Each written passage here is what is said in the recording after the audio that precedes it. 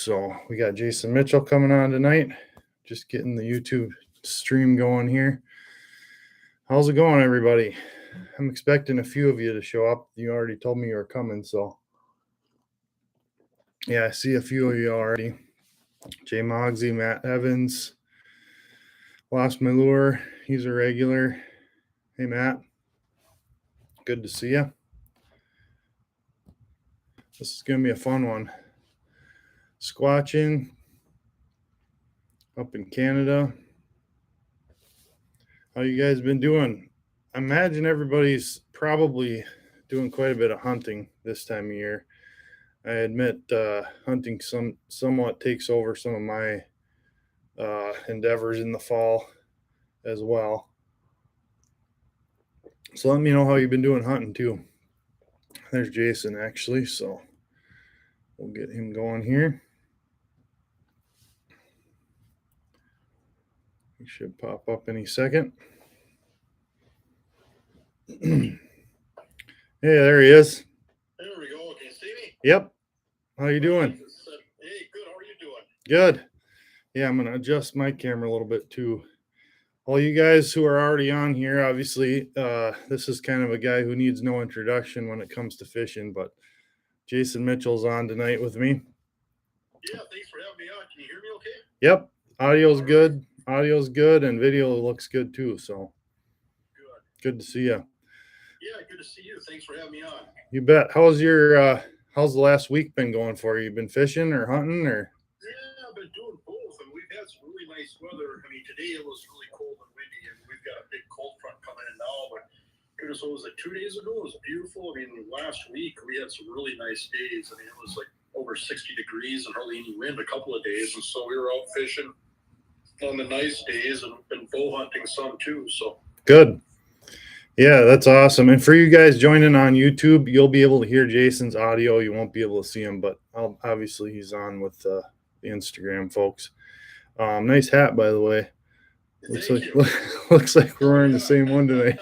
We had a coordinate before we came on. Yeah, we did not. So I guess just a quick introduction. I met Jason. Actually, you probably don't even remember this. I met you at the first, or that was the second Lindner career fishing seminar. Yeah. It was a few years back before COVID, but yep. And then I met you, of course, at the Clam Pro Day. But we've kind of been working with the same companies a little bit, and I think this will be a good time to kind of let you tell us about virtual angling, because that's kind of a big deal for you. New app on the platform, and that's kind of something that I've been involved with a little bit too. So we'll definitely get into that, and we'll answer some questions too. If you guys have questions, I'll try and keep up. There's a lot of people on the stream tonight, and I do have some written down here too. But why don't you just go ahead and kind of give us we'll start with virtual angling. Like where did that come from? Where did that idea come from, and kind of how did you get started on that? Well, with a lot of the stuff that's in fishing, you'll see some trends in other industries pop up long before fishing. I always say, a lot of times the fishing industry is 3 to 4 or 5 years behind everything else. Mm-hmm. Just always the way this industry has been. And one of the things that we saw, whether you're a sports fanatic, say you follow the Green Bay Packers, the Minnesota Vikings, you're following politics, cooking, whatever, is we saw, a big surge in subscription-based apps. And basically, the advantage of subscription-based apps is that realistically, the consumer controls the content in the sense that it's not driven behind the scenes by any type of sponsorship, okay? Mm-hmm. And so the information's a lot rawer and a lot more real, okay? And for example, say if you want to check out the Minnesota Vikings right now, just for argument's sake, and you go to Minnesota Vikings, whatever, that's everything that you see is filtered, okay? And if you want to get more information or deeper information, then a lot of times, you're going on these subscription-based apps or subscription-based platforms where you can just get a lot more, I guess, what you call uncensored information. And in today's world with fishing, that's becoming more and more important because, a lot of the stuff is dictated by sponsor. That's the way it's always been. I mean, I remember, you look back, like say in the 80s, right? There was a time where a really skilled or gifted outdoor writer would go out and take photographs and write a really good article and then sell it to, say, Outdoor Life. Yep. For an example. This is an example, okay? And there were some really skilled people, and over time, it's like that has been lost because, the writers don't get paid hardly anything anymore. Where they get paid is on the backside from, companies that want to get the integration of their product in. Okay. Yep. And so, I remember even like when I first started in the fishing industry, we get paid a lot of money to go give a seminar. And I remember, going one time, went out to South Dakota, and it was like a steel barn in a farmstead, and there must have been 500 people there, and I got paid like $1,000 to, talk fishing for an hour, and this is quite a few years ago when $1,000 is a lot more money than it is now, and, in today's world, the sports shows, they're not paying the anglers, to speak. How they're making their money is on the backside through promotional avenues. Okay, that's just the way the model is right now. And there's a lot of good that comes from that. Probably the best thing is there's a lot of information out there. There's a lot of good information. There's a lot of free content. Okay, but what we're finding is that people are a little bit fatigued with the content, even though it's free, if it's extremely biased. Yep. Okay, and so by creating a subscription-based app, we can just cut to the chase and just get really good information. And that's the beauty of it, is that in the real world, you have your boat, and reality is you might have, say, 3 or 4 different brands of fishing rods in your boat because those are the ones you like. And you might, goodness, with tackle, you might have 6 or 7 major companies in your boat. And the reality is, I mean, like say you're trolling for walleyes. The reality is you're going to have flicker shads, you're going to have some shad wraps, you're going to have maybe some rumble sticks, whatever. And, that's the reality. And in the real world, you put 4 or 5 different lures out to see which one the fish want that day, and then narrow your focus, Yeah. But with a lot of the stuff that you see, it's, I backed my Chevrolet pickup down the boat ramp, and I launched my Ranger boat, and I put my Encota Ultrex down in the water, and I turned my Hummingbird on, and I picked up my Shimano rod, and I think that's what people are sick of, and so subscription-based apps, for a lot of people that really want the content, it's just a breath of fresh air. Yeah, that's interesting. That isn't what I thought. That's not what I would have guessed, but that's a really good angle, and I like that. Obviously I'm involved with the fishing industry to some degree too, and you do have people who are either paying you or sending you stuff, and they have expectations that come along with that, obviously, for you to represent their stuff. And that's what keeps people putting a lot of content on social media, and there's nothing wrong with it, right? I'm sponsored too. Yep. Big sponsors on our TV show, and and if you like the sponsors that you're working with, and you like the product, I mean, there's nothing better than getting paid to use something that you like to use. So that's a great place to be. But for myself, I consider myself a student of fishing. I mean, I want to learn as much as I can from whoever I can. And so what we found is by creating a subscription-based app, we can just have the best of the best as far as information, and that's beautiful. I love it. Yeah, that's a great thing. You look at any magazine, whatever it is, whatever platform it is, they're sponsored by somebody. Whoever's sponsoring them, dictates what's going to be seen. And there's a lot of great stuff that isn't seen. And probably the best examples, that we can relate to is, you look at tournament walleye angling. There were some circuits or series at times where if you weren't running a specific boat, even though you had the best day on the water and the highest weight, you hardly got any airtime. Yep. Or there were, extreme examples a few years ago where, you had somebody, say they're fishing on a boat XYZ, and it wasn't a sponsor for the tournament. They could be the final cut last day of the tournament, leading the tournament, and they'd make them wear a white T-shirt, or let them represent their sponsors. Right. That's to me, that's everything that's wrong with the industry. Because what happens is it's a slippery slope where you can lose your integrity, and that's Oh, what for people sure. want right now is they just want integrity. They just want real information that really works. Yeah, no, I totally agree. I mean, I've found myself in that boat, too, just watching guys just get totally sucked down the drain as far as just selling themselves out and only caring about, gaining something and not so much about the fishing anymore. Yeah. Um, and that's kind of where I want to go with my career too, is just to focus on the fishing. I mean, it's all about the fishing to me. The sponsors and everything are great, and I love to work with. I love the industry too. Don't get me wrong. I mean, I do love the fishing industry, but I would like to see it go more the direction you're talking about, where you can kind of have a balance. You know what I mean? Yeah. Well, unfortunately, too, there's a lot of people in the industry that that have all kinds of sponsors. You look at their social media handles or whatever. They've got all kinds of sponsors. Mm-hmm. And there's a lot of people that maybe have at least try to make the perception that they have all these sponsors, but they hardly ever fish. Right. That's the reality of it too. And I can tell you what, some of the best anglers I know don't want any sponsors. They're just, Oh, me too. And they don't, and they're not necessarily looking for that type of attention or those types of accolades, but Yep. That's where some of the best information is. It's not somebody that hardly ever fishes and they can maybe regurgitate some information to hear somebody somewhere else. The most beautiful stories to tell are people that have been maybe isolated under a rock where nobody showed them how to do something, and they figured out their own formula on their own, and it's really applied and refined for a particular ecosystem where they're fishing. Yep. If you can find those stories and tell them, I mean, that's really where it's at.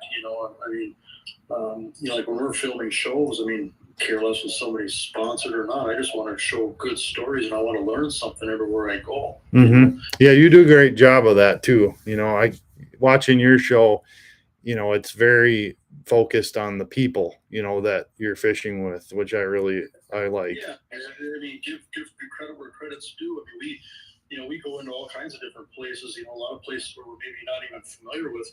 Places we've never been to before in our lives, and I guess if we stayed there long enough and put in our work and put in our dues, we could probably figure a few things out. But I always felt like, at least for myself, just wanting to learn as much as I can about fishing. It's like, why don't I talk less and let this guy or gal talk more, because they've spent a lot more time in this water than I have, and they definitely got something to offer that way that I think people can take. Mm-hmm. I don't really care about my own ego. I don't even like the attention that comes with what I do sometimes. I believe it. I would, but I love fishing and I love learning about fishing. Yes. I'm going to run back over a couple of comments really quick here. We got a few people piping up. 330 Maniac, Scott Mackner says, hey. Cold Nation. Yeah, Scott's a good guy. I had him on a couple weeks ago. Yeah, he's a great guy. My son saw a funny story about the 330 Maniac. Yeah. I go with Scott, just running to him at Shields events and different things, and always personal, always enjoy talking to him or whatever. And man, one day, I don't know how it came up with my son, where he was watching YouTube videos and he was watching the 330 Maniac, because my son is crazy about trapping. And okay. Scott's a fanatical trapper. He is. So my son's watched every 330 Maniac trapping video that exists. Yeah, I know that guy. No way, really? You know the 330 Maniac? Like, yeah, actually, yeah, I know. Yeah. Really? Yeah, he knows me too. Really? So even Jason Mitchell name drops once in a while. Oh yeah, I know 330 Maniac. Oh, that's funny. Cool kid, That's awesome. Oh, Cold Nation Outdoors says, hey. Hey there. I just joined their team really recently, so that's going to be fun. Yeah, I know I will. One question for you: how did you start on TV and eventually on YouTube? That's a good question. I don't know how did you get into the TV industry? Well, it wasn't something I was really planning on. I was guiding for many years on Devil's Lake. I love guiding. I mean, I don't know. I think there's probably people that were way better anglers than I was. But I think what I had going for me is I like people, and I was kind of patient. I mean, I didn't get worked up over stuff. I mean, somebody would reel in a big walleye right up to the rod tip and expect me to net it. And, I know people that were, really good anglers that just didn't have the temperament for guiding, because there was a lot of gong shows some days. Oh yeah.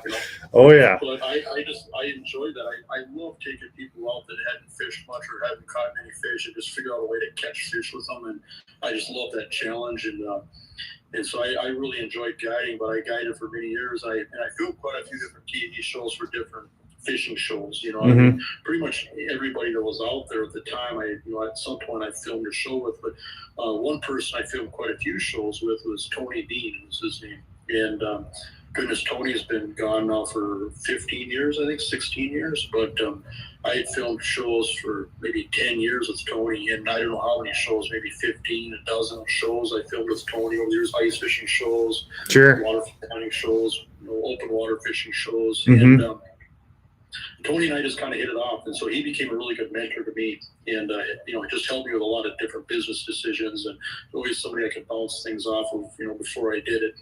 And Tony was getting older and wanted to retire, and so I remember it was actually like this time of the year, it was in the waterfowl hunting season, and I was guiding every day, and it's waterfowl hunting season's a grind if you're a guide. I mean, I was. You're up at 4 or 5 every day morning, You're scouting every night.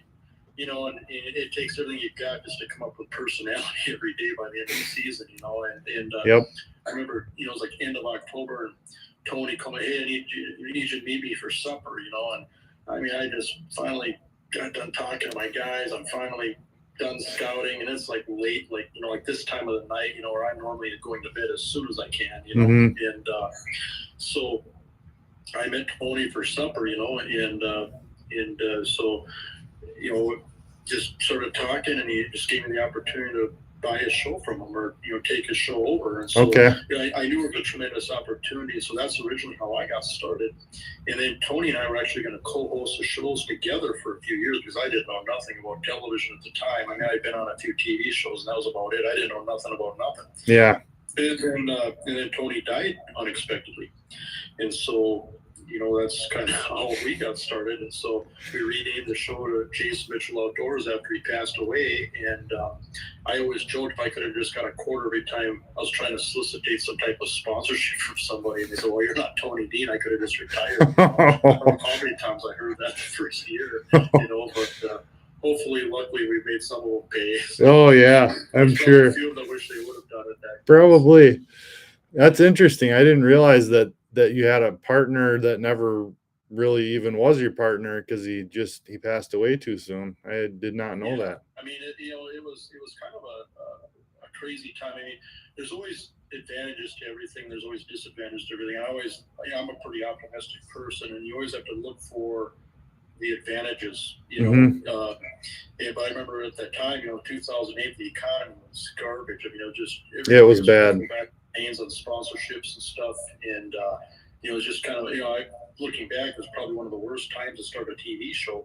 But at the same time, a lot of the shows that we're competing against at the time, they're really big, and they had huge payrolls, and they were just heavy. I mean, they'd probably gone through some really good times, and then when things got tough, they had a harder time flying lean and mean like we did. Right. And so when we first started out, we were pretty frugal, and I guess we're still frugal. But, it probably, in hindsight, it was probably a blessing starting out then, because it taught us a lot of lessons, and it forced our hand to do things a certain way that maybe gave us an edge when things got better. So, well, that's impressive, because it was a lot harder to film a show and edit it and get it produced back then than it is now. I mean, you didn't have the tools. And I tell you what, I've got a beta cam in my office that I got when I bought the business from Tony Dean. Yep. And back then, everything was filmed on beta tape, Mm-hmm.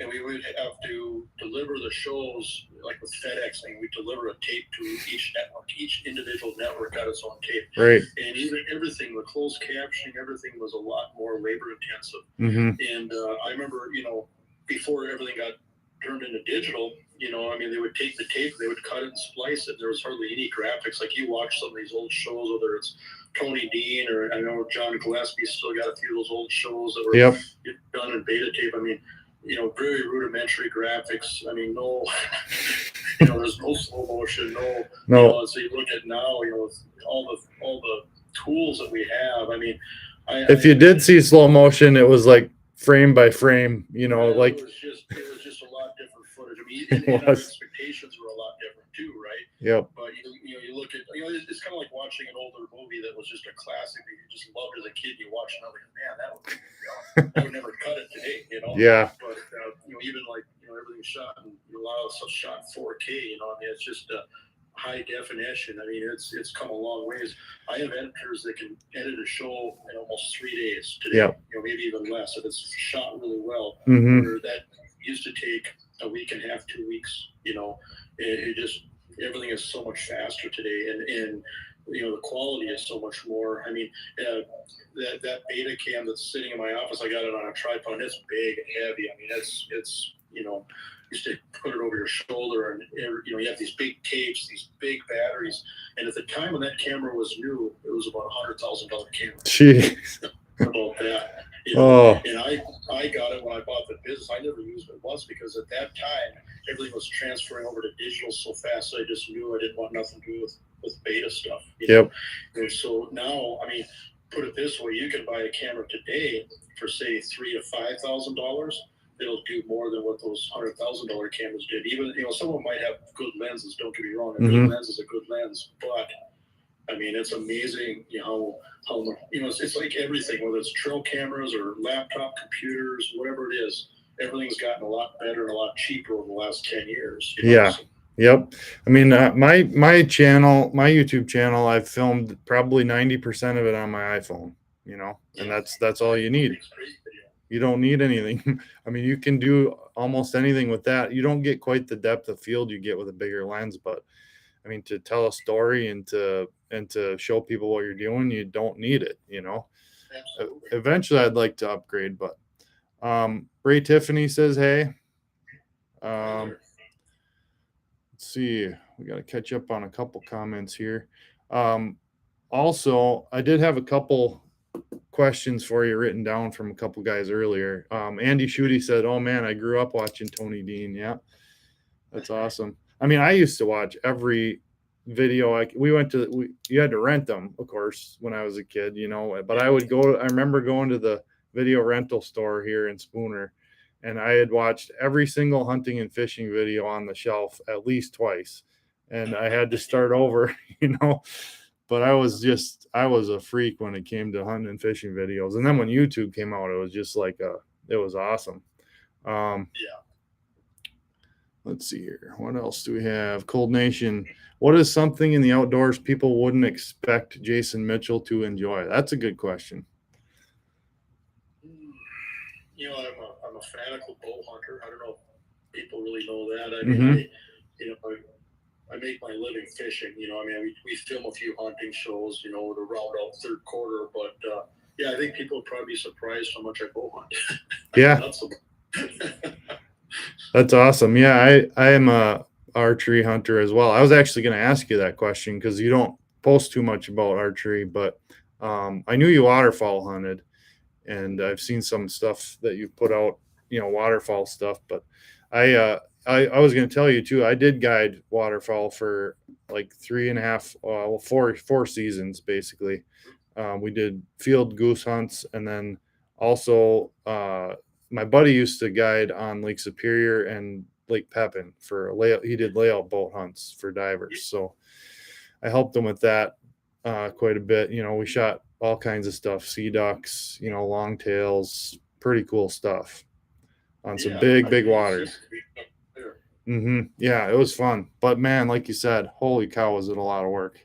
It's a lot of work. I mean, you know, I started guiding, I was young. I mean, I was 19, 20 years old. By the time I was 21 years old, I was making a living doing it. It was my full-time job. And I'm not saying that like it was this glamorous, great job where I was rich, because I was pretty frugal, and there was times where I slept in my pickup or my boat, you know, and I didn't have any kids or bills. But I started young and I loved it, and but it's a young man. It's a lot of work. And I have friends all the time that come up to me, like, hey, can you help me get started guiding? They're 50 years old, 3 kids. I'm like, man, you're crazy. You don't understand how much work this is. Yeah, it's you gotta ease into this when you're young, and then find a wife that they'll understand it and grow with it. Or you're doing it when you met her. If you have 3 kids and a wife, and you decide then you're gonna do it, I don't know. I just don't see it good from that. No.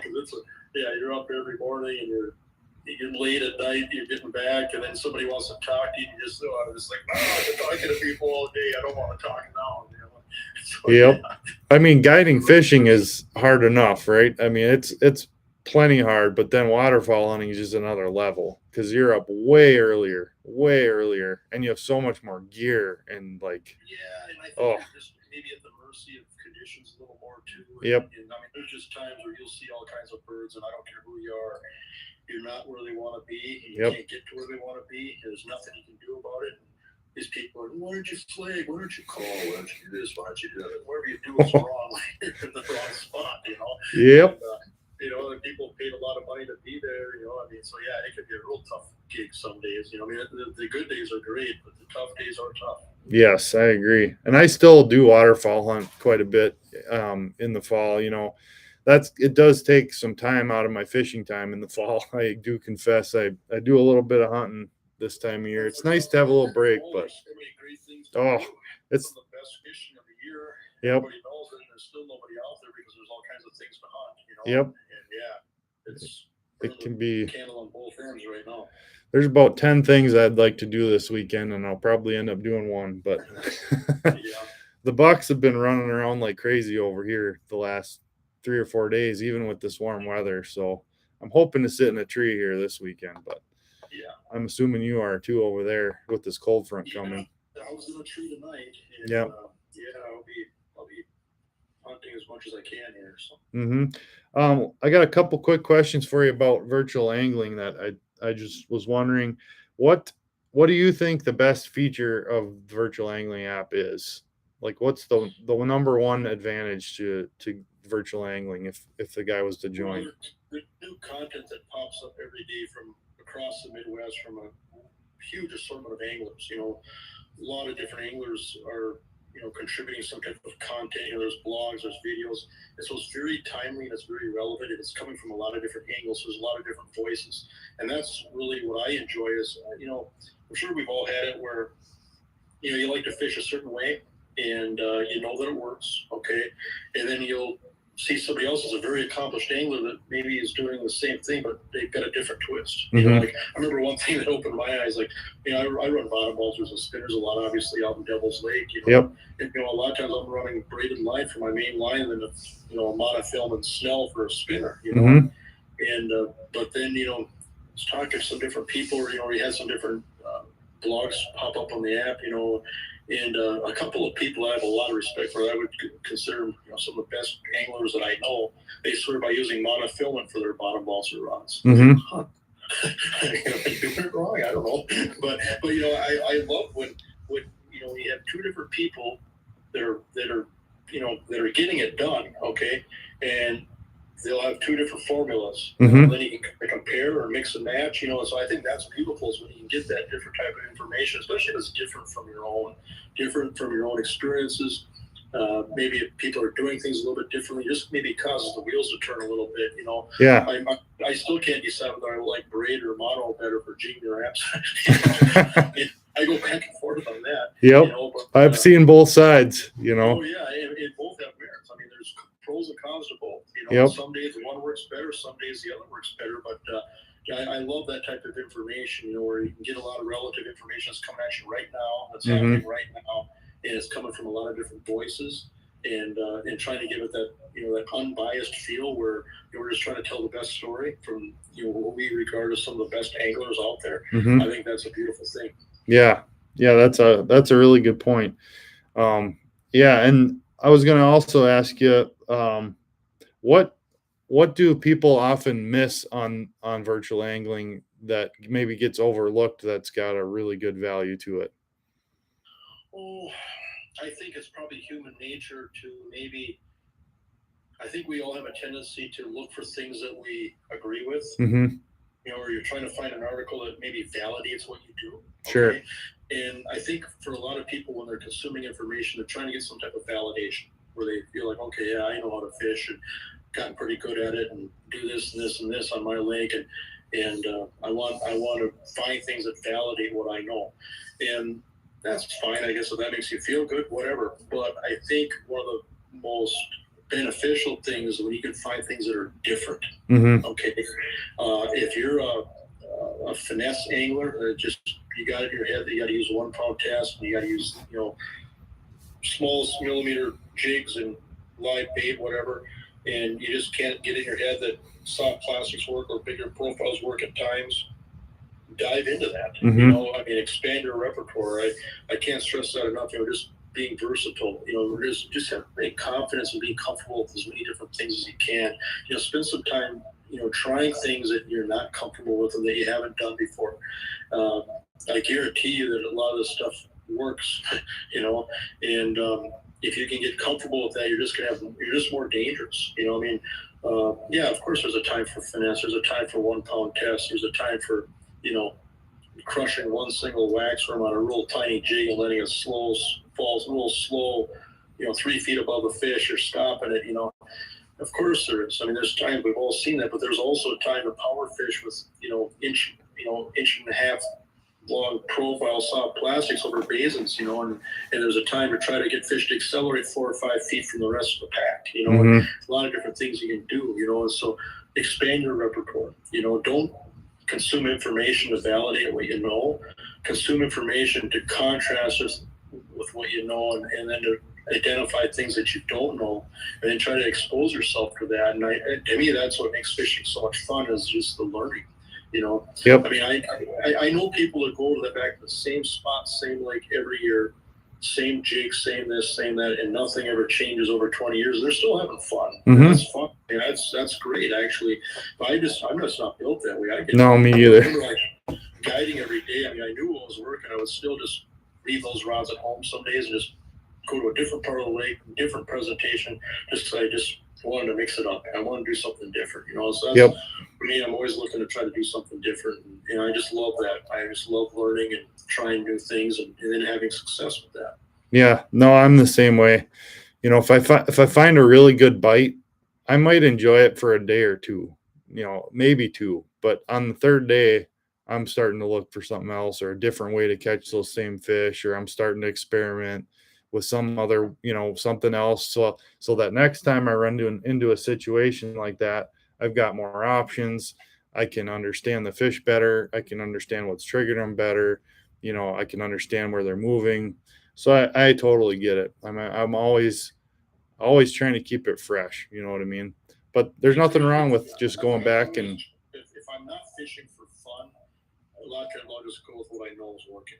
Yeah. Well, when you got clients. For fun, I'm gonna try. I leave fish all the time to go find new fish. Yep. I just like that part of it. I just love the hunt. Yep, I'm much the same. Couple questions from some guys earlier. I did say we were going to talk a little bit about early ice, so that's coming up soon, obviously. What is your best? I had crappies and walleyes on here. So what is your best strategy for early season walleyes and crappies right at first ice? Well, I think for either species, if you have the luxury of fishing late into the fall, that's going to give you a lot of clues as far as where to start. As a rule of thumb, you can never say never or always with fishing, I've learned, but as a rule of thumb, if you have a good bite going into the fall, a lot of times it'll pick right up at early ice, whether it's crappies or walleyes. And for whatever reason, if it's a lake that might be full of walleyes, but for whatever reason, it's just tough, the fish haven't been biting good on that lake in the fall, a lot of times it seems like it carries over into early ice. And I don't know if it's just a forage-based deal, population density deal with fish, or there's probably a lot of different factors. Sometimes you can have a lake that has a healthy fish population, but for whatever reason, those fish just aren't responding good. They're not making it look really good. And and what's funny is that a lot of biologists will tell you their worst nightmare is that when the lake is fishing too good. because Mm-hmm. there's usually something wrong with that ecosystem. Usually it's a forage thing where you've got all kinds of big fish and they're stressed out. They've cropped down everything and they don't have nothing to eat, and they're looking for something to eat. And those fish make you look like a rock star. You get done doing that and you think, boy, I better maybe call Kevin Van Dam and go on a fishing competition, because I'm pretty good at this fishing stuff, right? Yeah. And fish are making you look good, right? Yep. And those are like, so a lot of times the irony of it is that a lot of times anglers like that scenario because the fishing's so good, but it's not something that's sustainable. It's not healthy long term. A lot of times really good fisheries will humble you because there's fish obviously in the fishery, but then they've got so much to eat that there's times where they're just not going to make it look good. And so I've got fish in an aquarium, okay, where if I dump, say, 4 scoops of minnows in there after not feeding them for a week, it's just carnage. Okay? Those fish just go, I mean, it's just boom, boom, boom, boom. I mean, they're just hitting minnows. And they'll be sitting there in the corner of the fish tank, the minnows are wiggling out of their mouth. They can't even fit anymore in their mouths. And then a couple of days go by, and the minnows that are left in that tank, they can swim around in that tank for a week. Okay. And so you think about that in Mother Nature in real life. What part of the window are you on? Right. Are you on a window where those fish haven't eaten in a week and you're dumping a fresh scoop of minnows in there? Or are you coming in 2 days after the fresh scoop of minnows after they're so full they can hardly move, and you're just sitting in the corner of the tank waiting for them to get hungry again? I think that happens in real life, and so kind of got off on a tangent there, but a lot of times the lakes are fishing good right now. If you can get the boat out in the fall, it's so invaluable, especially like with crappies. These crappies, those sort of hang up over some of these soft bottom basins, and they're suspending, and you can find them easy with your electronics. And tell you what, wherever those fish are at right now, pretty good bet that they're going to be somewhere real close by at early ice. Yep. And that's just and if you don't have that information, then you just got to go out and drill holes and find them. And early ice isn't always easy. I mean, people talk about early ice and late ice as coveted times a year, and it's fun, it's exciting, it's great to get back out there. But you know what? When you're walking out, especially, and say you walk 300 yards across slippery ice, and you're wearing ice cleats, and you finally get out to where you think the fish should be, and you drill 6, 7, 8, 10 holes, and you drill 20 holes, and you have a marked fish. And you're looking around like, golly, where do I walk to now? So then you sort of shuffle into the next spot, and it's easy to run out of daylight, and it isn't always easy, and then maybe the second day or second lake you check, and then you find them, sometimes they're in shallow weeds, sometimes they're deep, you still have to go through the process of elimination, and it's always slower and harder when you're walking out, you're hauling all your gear out behind you. That's just the way it is. Oh yeah. But it can be a lot of fun too. Obviously, when you're the first one out there and you find something, you feel like, first one on these fish, and that's a kind of a cool feeling too. So. Yeah, that was pretty much how my early ice season went last year. We fished for probably a week and a half on early ice, and it was terrible. I mean, we could not we couldn't find numbers of fish. We caught random fish here and there, but man, we just couldn't get on them. There is no pattern. And here's something too that I think has been kicking my butt at times. And maybe we're starting to understand a little better now, just with using forward-facing sonar. But there are times where if you have really clear ice, say you have 4 inches of ice and it's clear and you can see through it, you can see the bottom of 6, 7 feet of water. So you have clear ice, you have clear water underneath it. Yep. And our tendency is, drill a lot of holes and, attack the ice and run and gun and try to find the fish, right? And fish pretty aggressively. But there are times, early ice especially, where that just kills you. Where you're better off just picking 3 spots in a day and drilling 4 holes and just sitting on a bucket and just letting things settle down and just run traffic as fish come back underneath you. But you got to slow down and have that mentality to do that. Yep. But there are times where you can definitely be too aggressive and move around too much. If you're spooking fish every time you take a step and every time you drill a hole and you're just bumping those fish further away, it's going to be a long day. You're just doing fish drives at that point. Yeah, that's exactly what's happening at times. So, instead of, thinking about fishing all these different spots, just pick a couple of spots and, and give a spot 2 hours and just sit and see what comes underneath you in that amount of time, so there's something to be said for that too. So. Yeah. And I think that's part of what we did wrong last early ice was we did have about 2.5 to 4 inches of clear ice. All of our lakes are pretty clear up here. And I think, Yeah. we were wearing ice cleats, crunching around, and I think we were pushing a lot of fish just out of the area. And I as think soon as it I think snowed, it's happening more than what we know. as soon as it snowed, everything flipped. Instantly we started catching fish because I think that blanket just insulated us enough from the fish that they weren't spooking as much.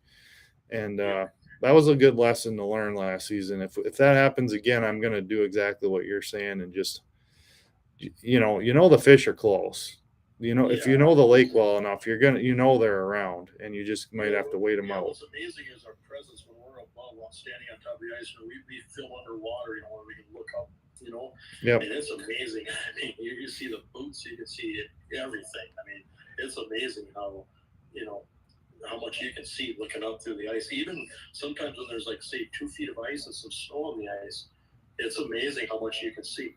Yeah. You can. It's incredible. On the ice. I mean, it's pretty shocking, really. That's interesting you say that. 2 years ago, I rigged up my GoPro to film off of my camera cord, so it would point wherever my camera was underwater because I didn't have a DVR at that time. Yeah. And we were fishing a lake that was about 6 feet of water and 2.5 feet of ice, and I had that down there filming what we were catching underwater and stuff. Well, I brought the footage home and I uploaded it to my computer, and it has audio, right? Because it's a GoPro. Yeah. Well, that camera sitting under 2.5 feet of ice, you could hear every word that we were saying in our shack from underneath the water. Every word, clear as day, you could hear it. Yeah. I mean, that really blew my mind how much sound traveled even through the air and then through the ice and then into the water. It wasn't even just the direct contact with scraping your chair or walking on the ice. It literally was voices they could hear, like clearly. It was crazy. Yeah, that is amazing. Yeah. So I agree. It's amazing we can even catch them. Honestly, sometimes. We don't, right? Well, yeah, that's very true. But that really blew my mind when I heard that. I was like, that's us. That's us talking up there. Luke Farrell wants to know if you're going to be making the trip to Cascade this year again. I hope so. Yeah, we all hope so. I hope to make it out there someday too. That's a heck of a place. Yeah, it's a fun place, no doubt about that. Oh, and I was going to say too, like you mentioned with the walleye or with the populations where the fish get real aggressive. We had that happen on a local lake here maybe 4 or 5 years ago. It was just like the walleyes came out of nowhere and people were catching them in 3-4 feet of water all day long. Like you were catching 30, 40 fish a day, sometimes just super aggressive. Yeah. And it wasn't always like that. It just came out of nowhere. And I think it was something like you're talking about where there was some sort of food shortage and they were just all hungry and they moved out of the basin and they moved into the weeds because that's where they were finding whatever else they could find.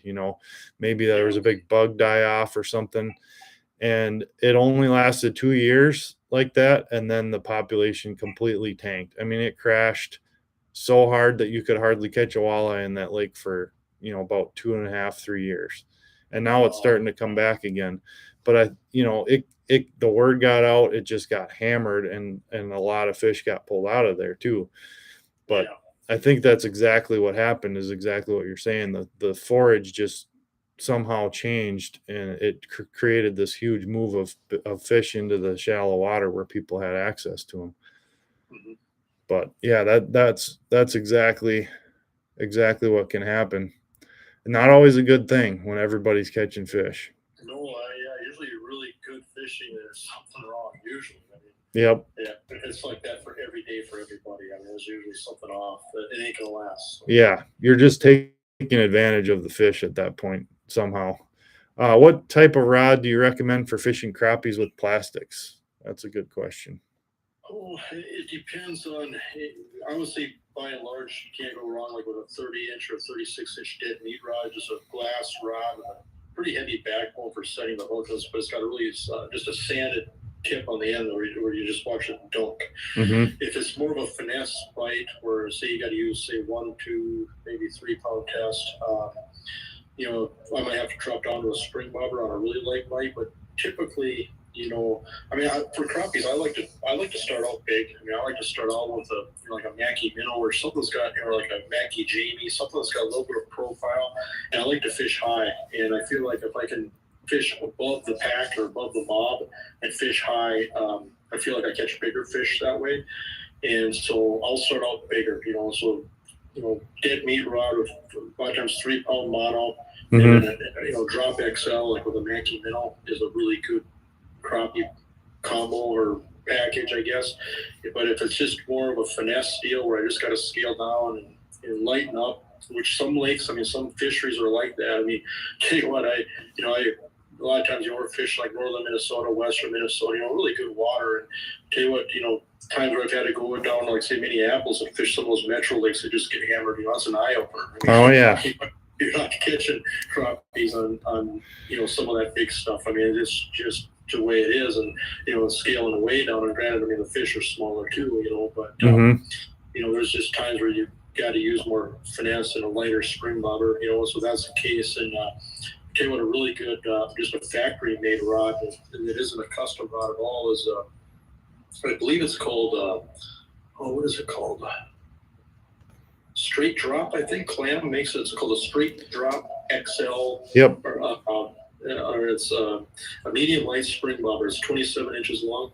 It's got a short handle, just a really delicate tip, and a nice delicate spring bobber on it. You pair that up with a spool of reel, for like finesse bite. That's just a sweetheart of a rod. And you have to use 1-2 pound cast, for really fussy crappies that want the small stuff, or bluegills especially.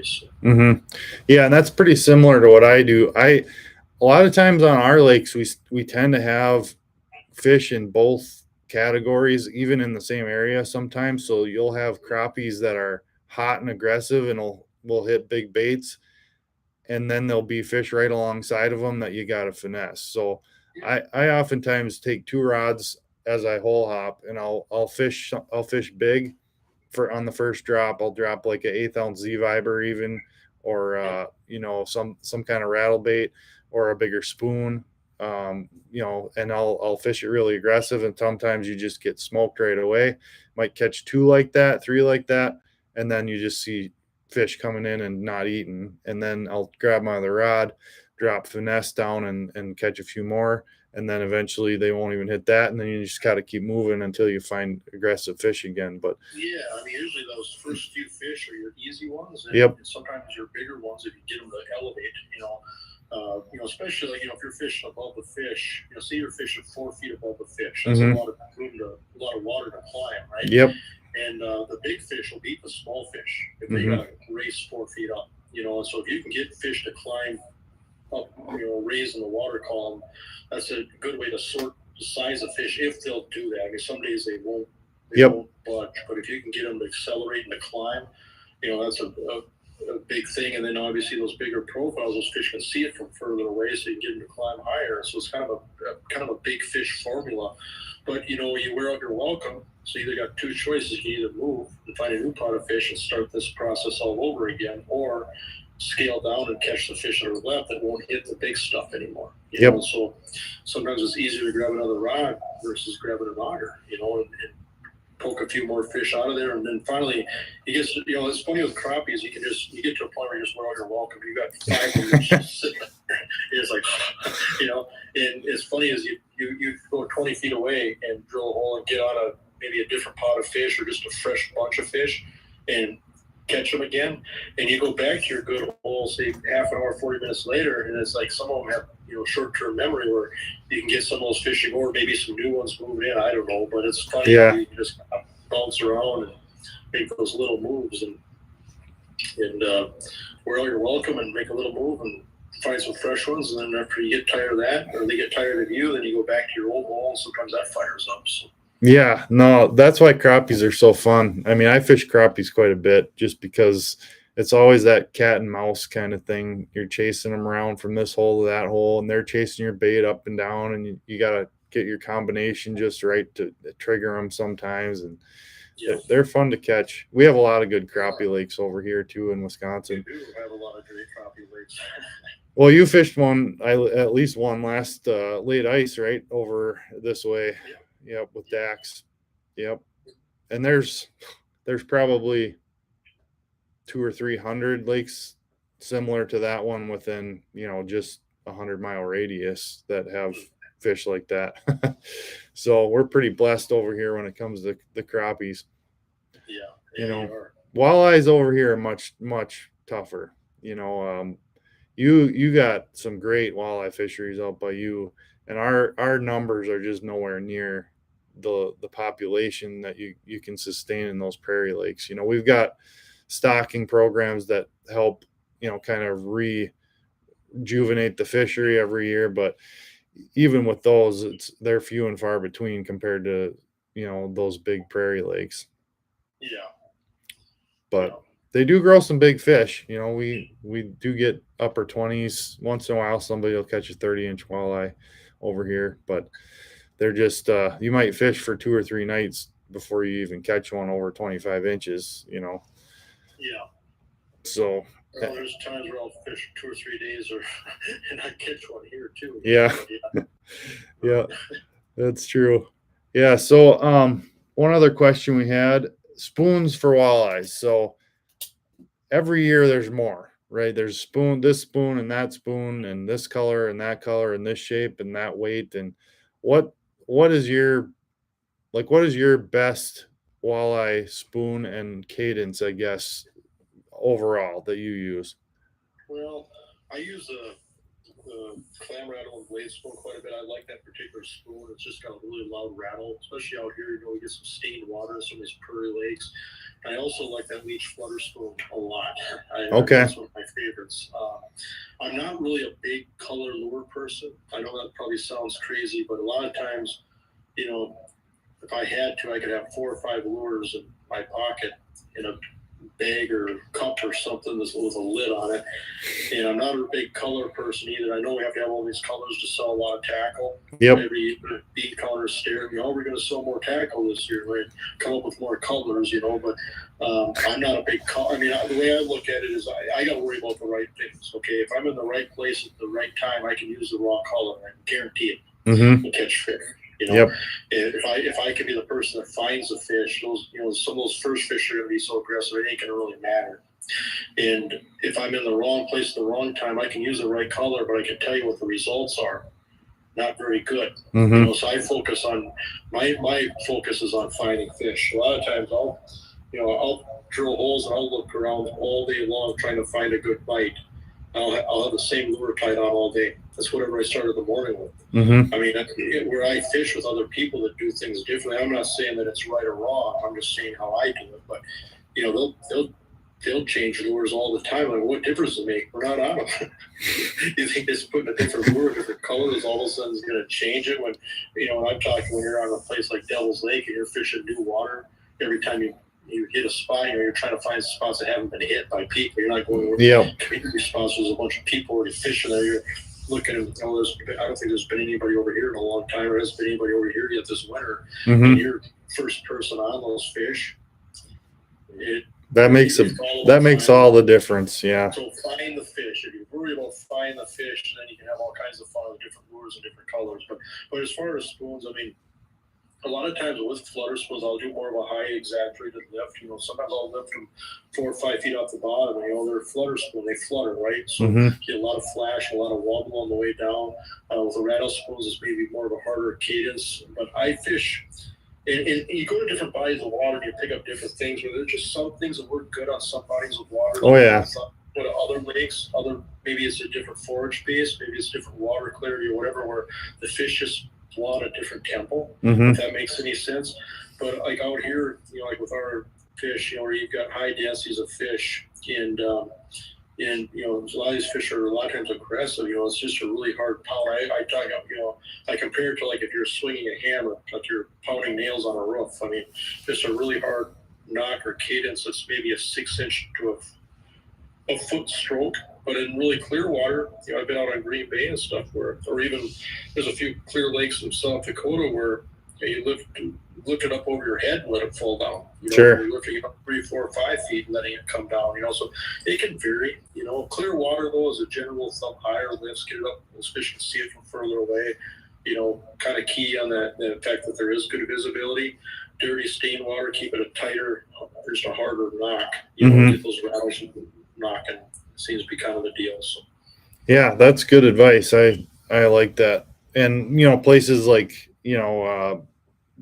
up in Canada too, where they've just got these huge flats that are full of big walleyes, and they're scattered. It's the same thing. You're jigging aggressively and trying to get those fish to come to you. And I tell you what, I would say by and large, I fish way more aggressively probably than what most people do. Okay. I'm really pounding. I'm just pounding it. And the way I look at it is if I'm not marking fish, I don't have a fish below me. Mm-hmm. The only thing I can do is pull a fish into me, Mm-hmm. right? And from a distance, if you're going to bring a fish in from, say, 20, 30 feet, you're not going to do it real soft and subtle. That fish isn't even going to know you exist, Mm-hmm. okay?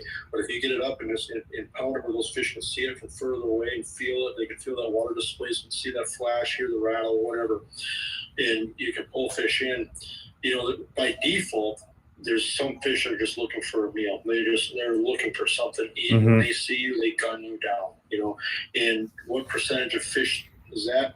It can vary from day to day and lake to lake. But if you could take care of those fish just right off the top, that's a pretty good day in a lot of cases. Okay? Yeah. And and if fish come in on you, they might come in on that, but they won't respond to it. They won't eat it. They won't close the distance. They stall out. You can always soften up and get a lot more subtler as those fish get closer. Yep. When you're not marking fish, don't be afraid to fish. I fish really aggressively. I'm just really pounding it. And people are like, man, that's so aggressive. I can't imagine it. But you got to remember, too, that what your lure looks like below the water doesn't always look as aggressive as what it looks like above the water. Mm-hmm. A great example is like a tikka minnow or a glide baited, jigging wrap style lure, where a lot of times if I can put my finger on me, I'm just pounding it, right? Think, boy, how does a fish even catch that? Uh-huh. But see, what happens is underwater, that lure is, before it gets a chance to stop and settle and turn, you keep it darting in the same direction. It becomes really predictable as those fish come in on it. Okay. Yep. I think sometimes if you let a glide bait come to the bottom and then it turns and then it shoots off a different way, and what happens with walleyes is if you get behind them at all, like those fish come in and miss, or if you jig and fall behind them, those fish do not like that. They can't back up very good. They can't turn sharp. You got to keep that in front of them and just keep it in front of them where it's predictable, where they just punch it. And and so sometimes, like if you just do a high lift and fall and let it get erratic or whatever, and that bait just disappears in front of the fish, it's game over. So a lot of times what happens is, like if you can ever get an opportunity to sight fish for walleyes, it's pretty fascinating, where you'll see fish come in and, you see them on your Vexlar, right? They come in and they miss it. Mm-hmm. Okay. And then they slide off. Then a lot of times you bring it up and you jig it, and you think you're bringing a new fish in. Actually, all it is that same fish. You just made a big swing around and turn around and came back in. Sure. But if you ever get a chance to sight fish for walleyes, it really open your eyes as far as how they come in. A lot of times they'll come in, they'll just tilt, and they'll almost like they'll arc their back, and they just punch it. But walleyes definitely have a feeding style. Oh yeah. They like to, ideally they like to get, a foot, maybe 2 feet away from it, and then they just in a blink, they just shoot up and hit it. If it's a nose-to-nose thing, where they just come up and they're nosy on you, then that's a whole different deal too. And those fish can be really hard to catch. Those are the kind of fish that are all over you on the screen, Mm-hmm. and it's all over you. Like, oh, why is it hitting? All of a sudden you lift up, there's a little bit of weight there. It's like you didn't feel a punch. It's just they're just there. Yep. That's a whole different type of bite too that you have to make adjustments for. But yeah, you definitely want to keep that bait in front of the fish. Yeah, one of my best ways that I've used to learn how the bait looks underwater. I've been using an underwater camera for the last 2 years, and man, you learn so much about your bait when you're watching it and feeling it at the same time with your rod. Yeah. Like you said, with the jigging lures, like the glide baits, I had no idea what they were doing. I just I would jig them and assume things until I saw what they're actually doing underwater. And just like you said, one of the best looking motions you can do is just a pop, pop, pop, pop, pop, and that thing will just, like you said, it'll swim one direction and it'll kind of do this a little bit. Whereas, you don't let it settle, you just pop, pop, pop, pop, pop, and you just keep it and it just stays in front of them. It doesn't ever swing behind them. It doesn't ever disappear. And the crazy thing is with largemouth, we fish a lot of largemouth here through the ice. It can be really fast and furious. And I found that with largemouth, you want to do those big strokes and then let it swing back down and stop. And then another big stroke and erratic. That's what triggers largemouth almost every time. If I try and fish them like I fish a walleye with those little hops, they won't touch it. But a big swing out, like a 2-foot lift, and then let it swing back to starting point. For some reason, largemouth just want that. It's a totally different thing with them than walleyes, which is kind of fascinating. Yeah. So yeah, that's all good stuff. And underwater camera is just invaluable to see what fish are doing too and reacting to the bait. Do you use a camera a lot to find certain spot on the spot structure like rock piles, or do you go to a spot and look for marks? I wouldn't say that I use a camera a lot. I'd rather not use one just because it takes time. Mm-hmm. And I feel like it really slows me down, and especially if I'm fishing, I hate having another cord in the water. Yep.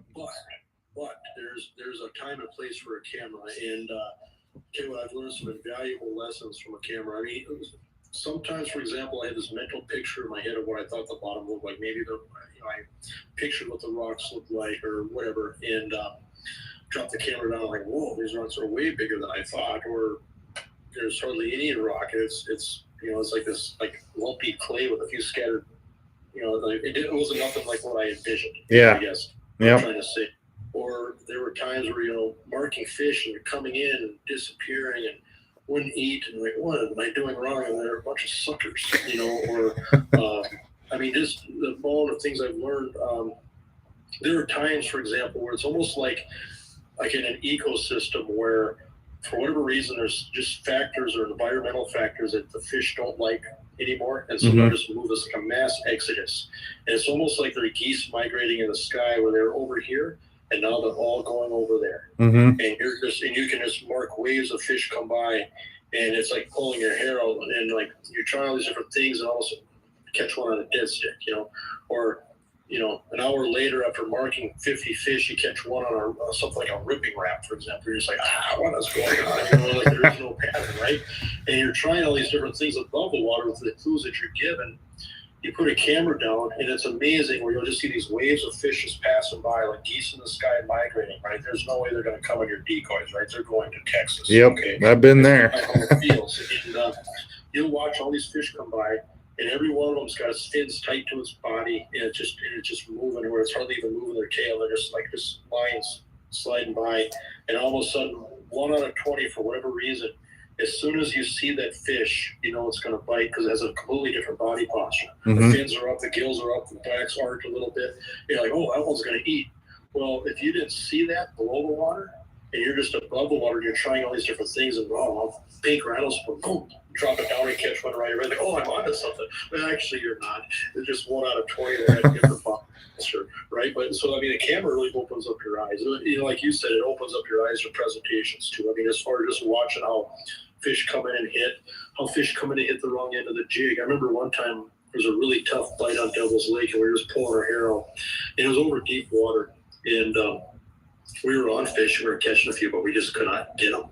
And finally, I mean, there's times at Devil's Lake when you're over, say, 30 foot or deeper, where there'll be these windows. You might have an hour window where you can use a camera, where it's not too dark, you can actually see.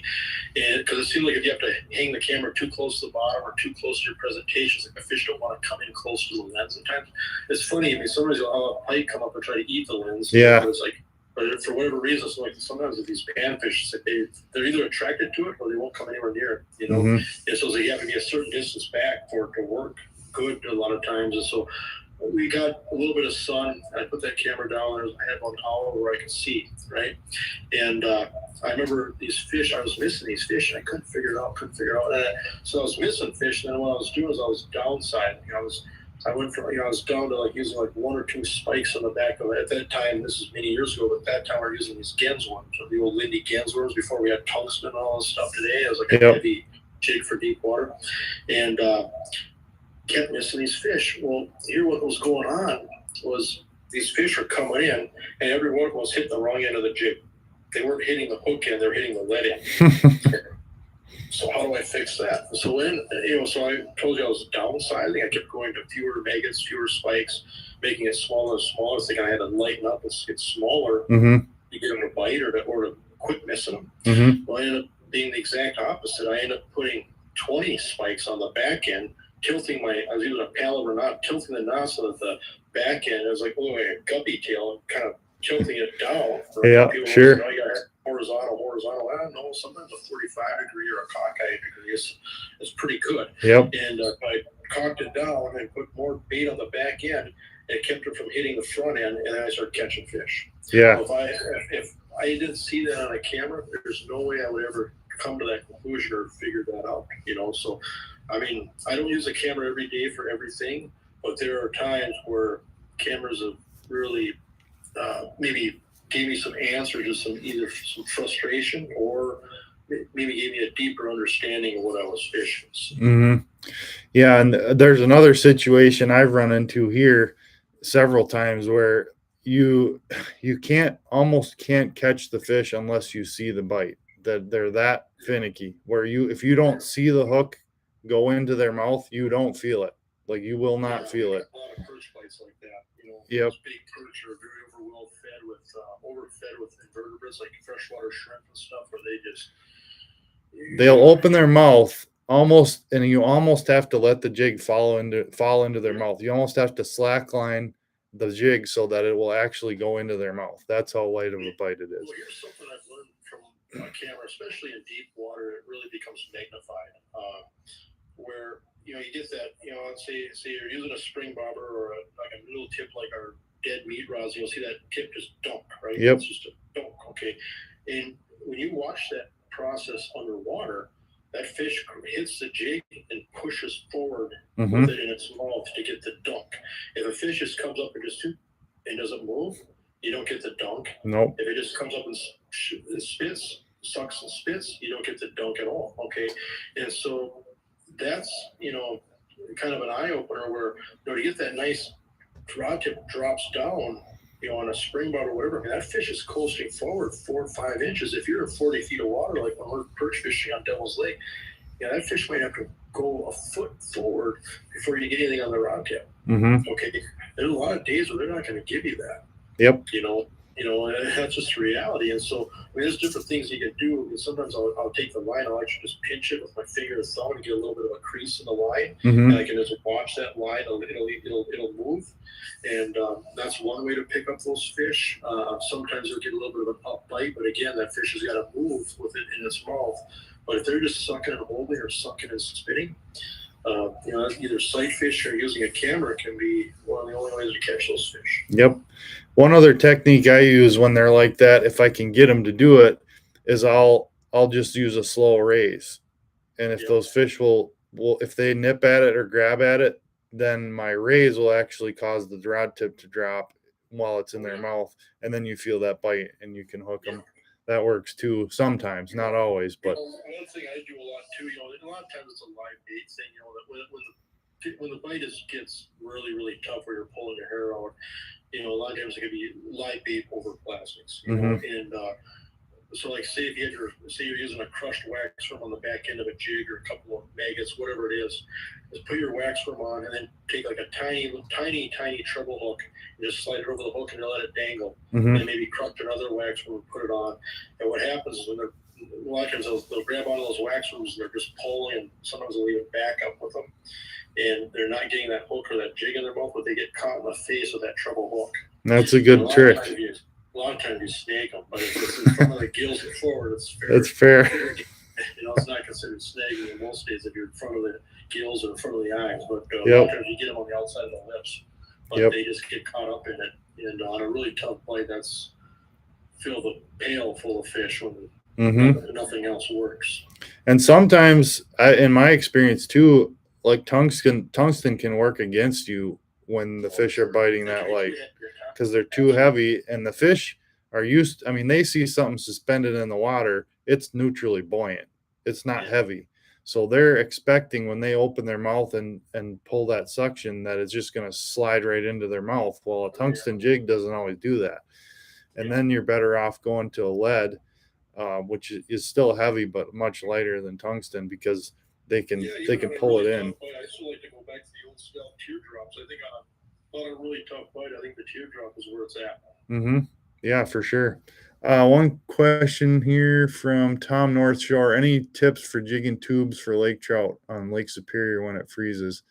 Well, I was going to mention too, because you were talking about how a fish comes in and you were jigging aggressively and fish see that from a long ways away. I mean, that's why I love lake trout fishing, because they see it from a long ways away. And when they come in, you don't have to slow it down. Like, you speed it up and they chase it down like a lion chasing down a wildebeest on the that's what lake trout are so awesome. They are awesome. And we fish them on Lake Superior, but I don't, if you've never lake trout fished before, I mean, I would say, if anything, I think people don't fish aggressively enough. Yep. You got to remember they're a predator. They want to destroy it. And a lot of times, I mean, it's over the top. I mean, it's compared to what we do for walleyes or whitefish or panfish or anything else. I mean, lake trout are just special.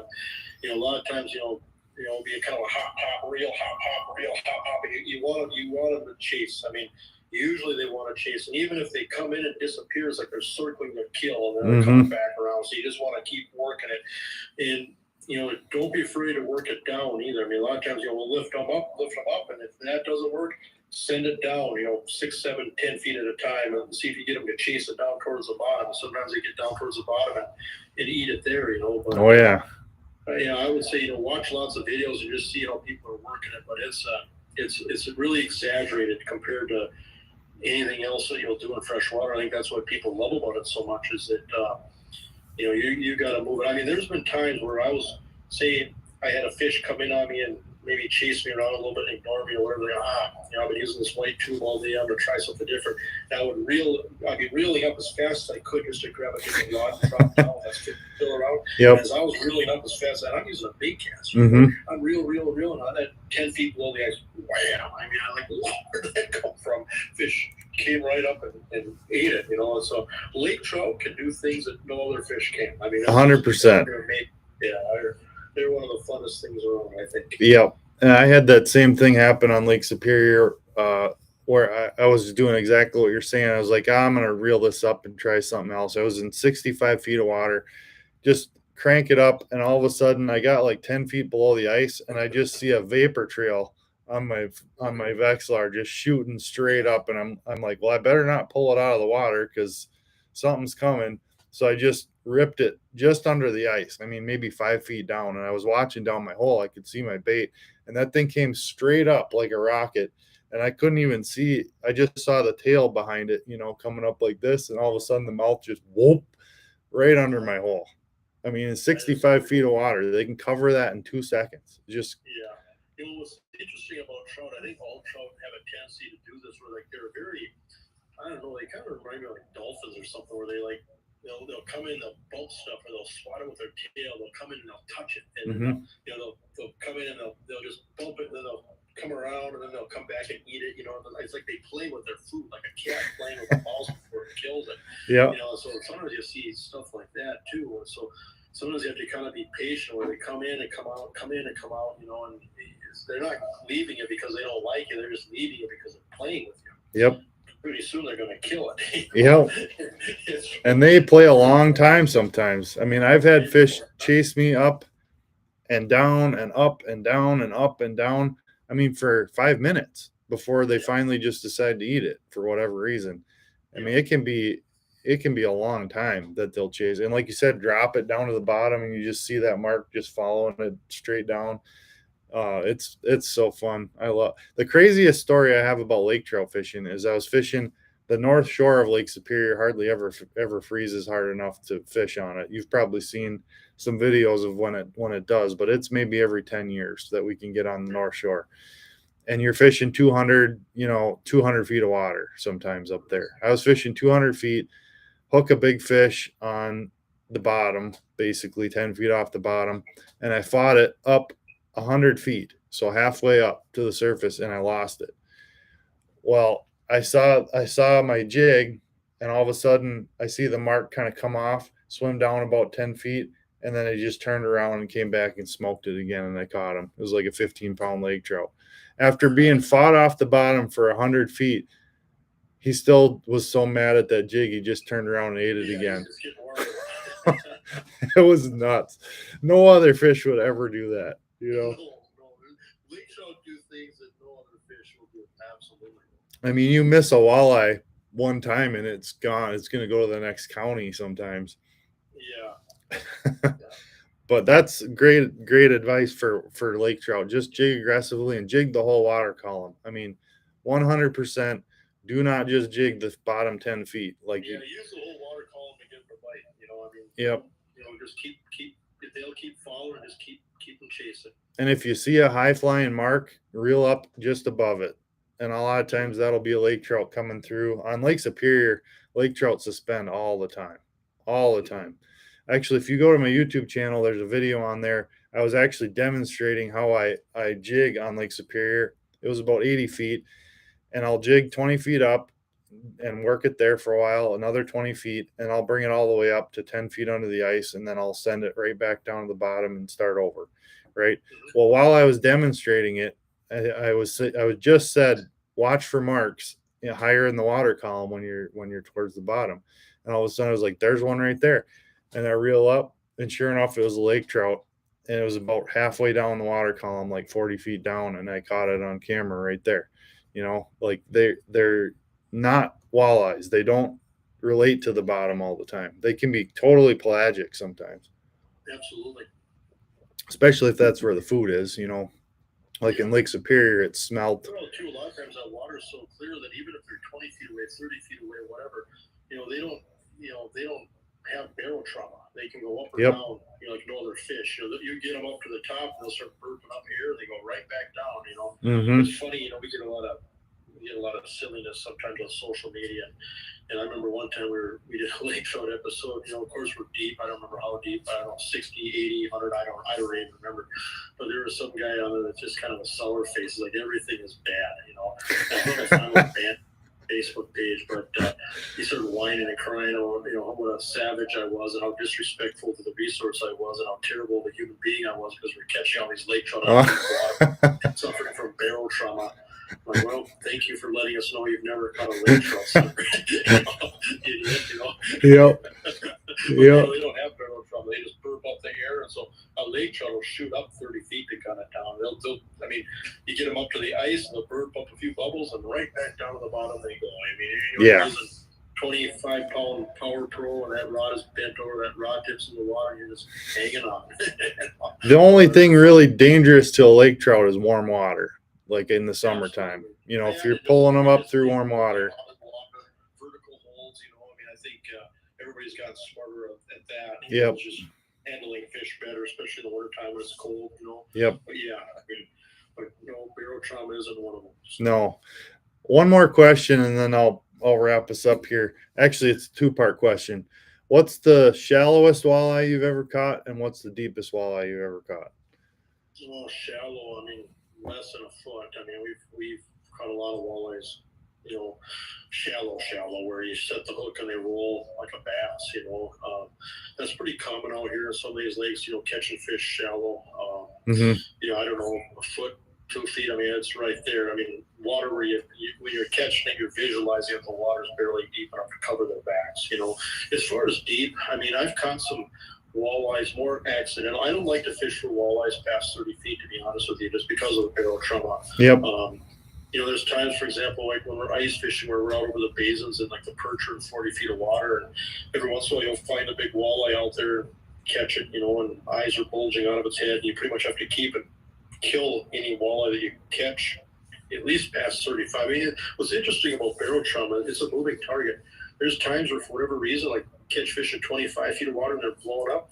There's times when you're 33 feet of water and they're they're fine, and they swim away hard. They swim right back down to the bottom. You watch them on your electronics, So I don't know if it's maybe a deal where sometimes fish are deeper, and if they slide up into 25, 30 feet, you catch them right away. It's like it has more of an effect. I don't know. Could be. I think there's it's like a moving target. It's like this is not like a definite fine line, but usually when you start getting over 30 feet, that's when you start to see it. Yep. Definitely over 40 feet. So I try to stay away from that. I mean,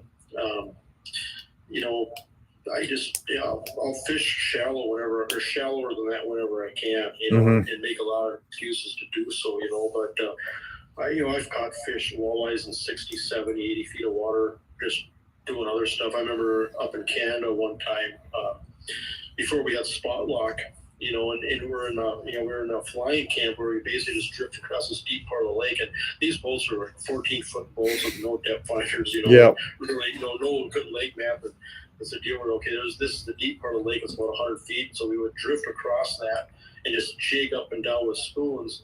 We'd actually use line counter reels so that we would kind of gauge where we were. So we'd go, okay, hit the bottom and then start up, okay, 10 feet up off the bottom, jig for a while, then reel up 20 feet up off the bottom, jig for a while to try to figure out where the fish were. Then we caught a few fish and we try to repeat the pattern with our line counter reels. And it worked pretty decent. We caught lake trout doing that. But I remember doing that out over that deep water, where you're 60, 70, 80 feet of water. And there were times where we caught pike by accident. There's times where we caught walleyes by accident.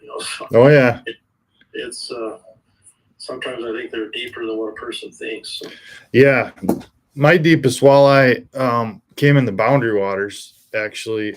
I brought a flasher up there for the last few years, which is an absolute game changer. I've got a whole setup on how to rig it up, and it works awesome. It's got a little arm that comes out and puts your transducer in next to the canoe, and it's really packable. I just run it off one of my Vexilar lithium batteries, and it'll run forever.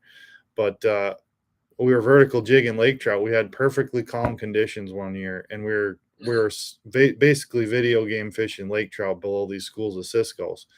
And you could see the big marks and drop straight down to them. You could watch your bait, watch the fish react, and it was an absolute blast. Well, we were just looking for Lakers, and we were in 74 feet of water.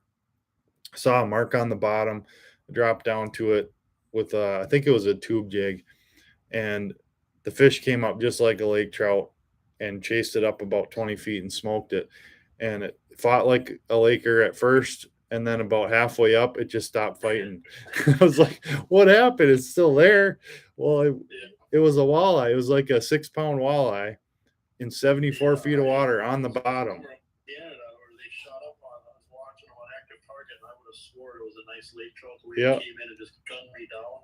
Yeah, but by the time it got to me, it was basically dead. It was just kind of twitching, and its stomach had popped out, and its eyeballs were, I mean, it was toast. We had to eat it, but I never would have expected that. And my shallowest walleye, this is kind of crazy.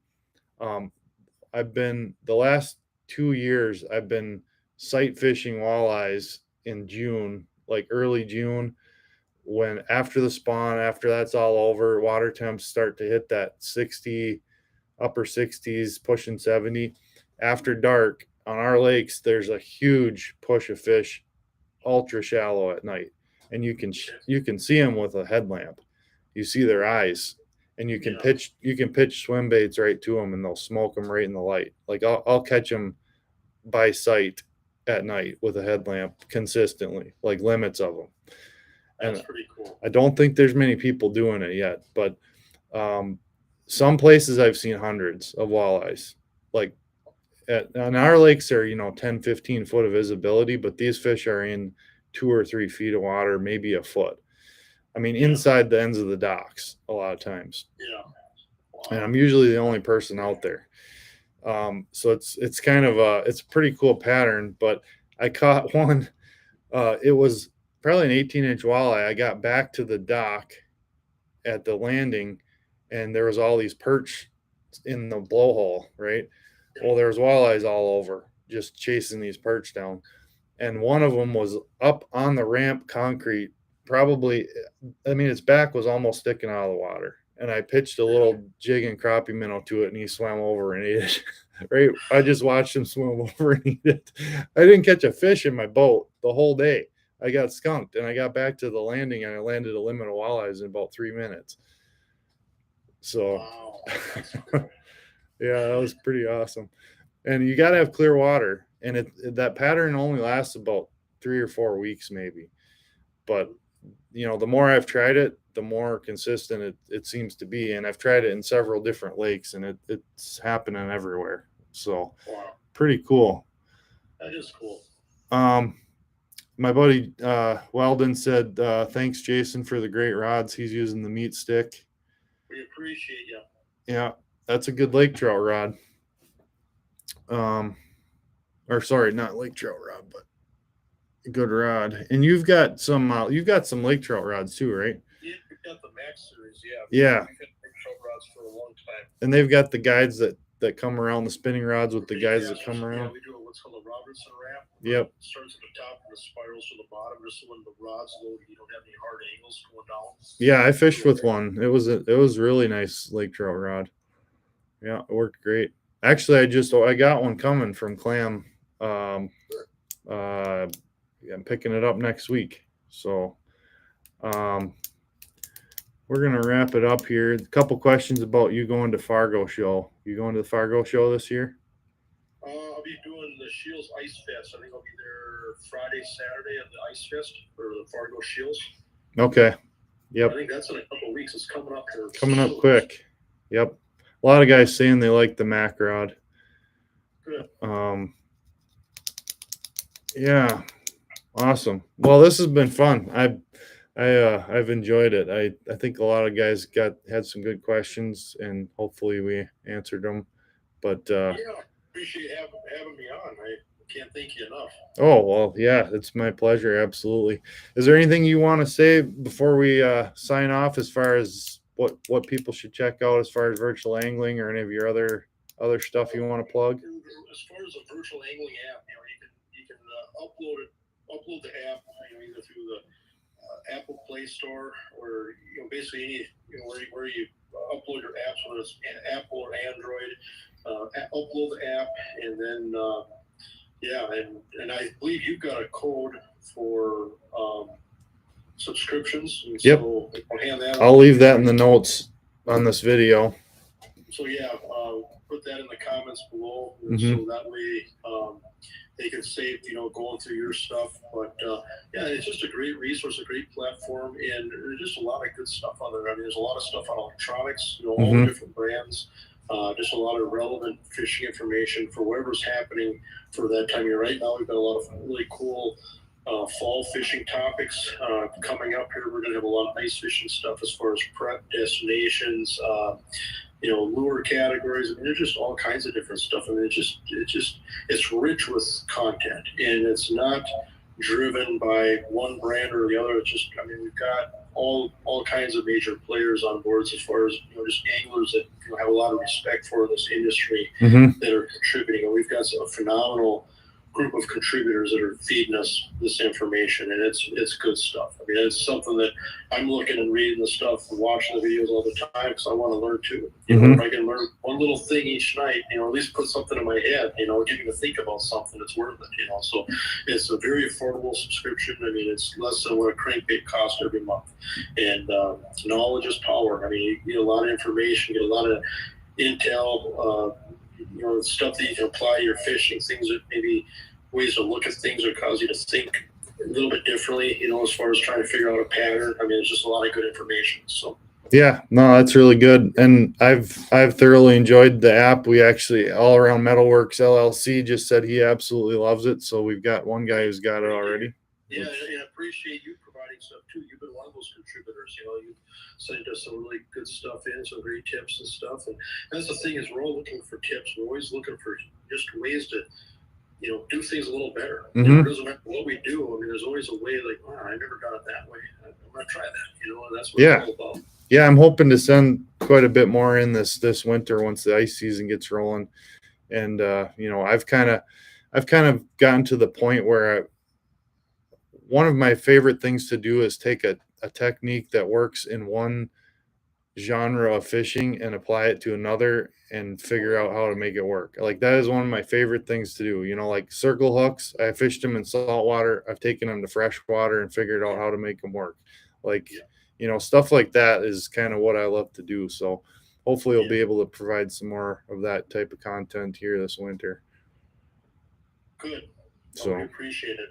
Yeah, well, I appreciate you letting me put some stuff on there and the exposure and everything too, and just to be a part of it. It's really fun, you know, to just be able to have a place where you can put stuff on there and have it be seen by people, and it's not quite so market driven, you know, like you said. So awesome. Well, thanks again, Jason, and hopefully we'll be seeing you probably at the. Are you gonna be at the St. Paul Ice Show? I will be. Yep, I'll be at the St. Paul show coming up here.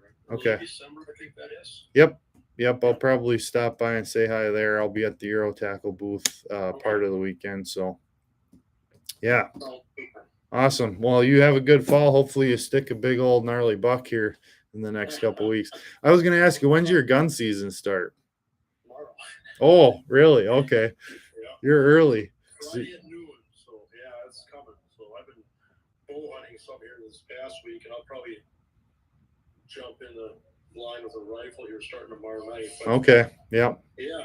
It lasts, I think, for, I don't know, like 2-week season, 3-week season, something like that. So, yeah, it's so different here. Ours doesn't start till Thanksgiving week. So it's, you know, late November and it's only 9 days. So it's kind of it's a free for all here. It's a longer season that goes right during the rut, you know, but I don't know. I mean, there's times I'll still bow hunt during the rifle season. Just I like to bow hunt, you know. But, Yep. I've got a few spots that just aren't laid out very well for bow hunting, just with the terrain and stuff. And so I might try to sit out there tomorrow night with a rifle and see what happens. So, Well, good luck. all right, thank you. We'll catch you later. Thanks again. And thanks everybody for stopping in too. Appreciate it.